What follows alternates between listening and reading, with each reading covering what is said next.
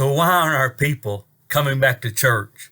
I talk to a lot of church leaders and preachers, and one thing consistently I hear is, we've opened up, and why isn't everybody coming back to church? So this is Steve Ridgell with a few ideas that I think we need to look at about why people aren't coming back. Now, I need to tell you up front, I live in Texas, not just Texas, West Texas, and so we're pretty open, and man, churches are going and people are coming back, but I'm going to tell you, if your people are really honest, and I hear everybody say, hey, we're almost like we were before, and everybody's coming back, and we've even grown. But the truth is, most churches, if you're really going to say, okay, tell us the truth, they're 20% lower, 40% lower, maybe 50% lower than they were before all this happened. And I know as things open up a little more, that will get better, we hope. And I really am hoping some churches are getting after it with people that have figured out they need Jesus, and they're bringing in people and converting people. But a lot of our people aren't coming back to church. So here are 3 reasons I think some of your people aren't coming back. The number one, when this all hit and we shut down services, and a lot of talking about how we loved our neighbors and we were going to do that and we didn't want to spread this disease, and I get all that. But here's what we told our people.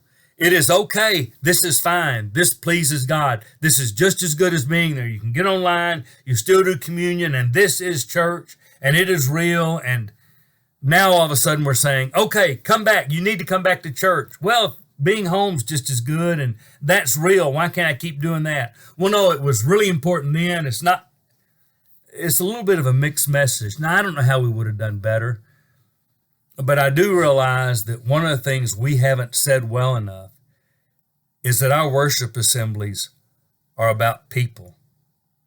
We've really made the emphasis about what we do in worship and not so much who we do worship with. And that may be biting us a little bit because people are like, well, I can do that. Now, leading right into that, the other thing we need to consider is so many of us have made our assemblies sermon-centric. And here's what I mean about that. The most important part of Sunday morning is the sermon. Now everybody can say, no. For our church, the most important thing is communion. And to show you how much I mean that, we spend 35 or 40 minutes on the sermon, and we do communion in a good 7 minutes. And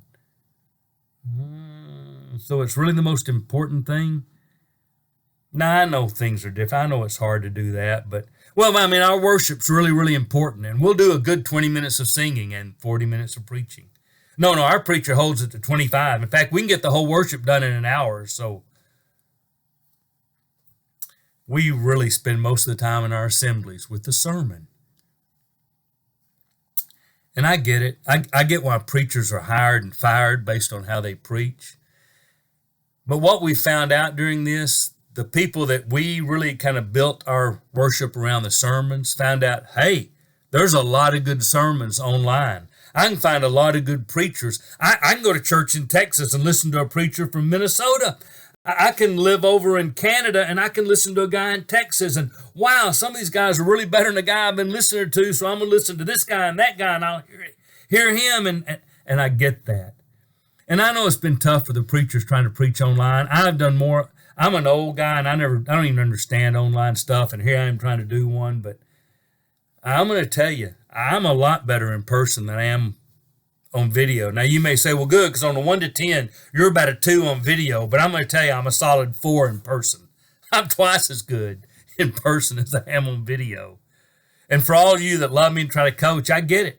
A lot of preachers have my struggle. We don't know how to do any of this. But maybe we shouldn't be so sermon-centric. Maybe if we want people to come back, we need to emphasize some other things about our worship. Maybe we need to do more things that say it is about who we are and who we are with.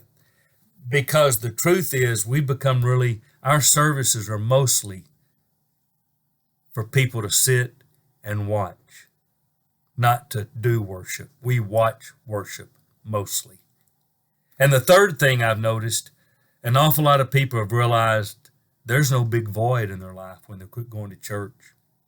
They don't miss it because they weren't getting anything out of it. I mean, if you're saying, yeah, but the preaching really helped them, well, they can get that online. Yeah, but communion is really important. Well, the way we do communion, it doesn't much matter if you do it sitting with your wife or sitting in silence with the 300 or 3,000 other people. You're not really interacting. But the singing, and for a lot of people, even in person, they would rather listen than sing. And they can do that online. What a lot of people found out is I really wasn't getting much out of church. Now, some of us thrive on the community aspect of church. We love seeing people and being with people and talking with people and praying over people and discussing things. But everybody's not connected. So maybe we need to do a better job connecting our people. So that was my 3 cents. 3 reasons I think your people aren't coming back to church. And this is Steve Ridgell saying, for me, I'm glad we're back.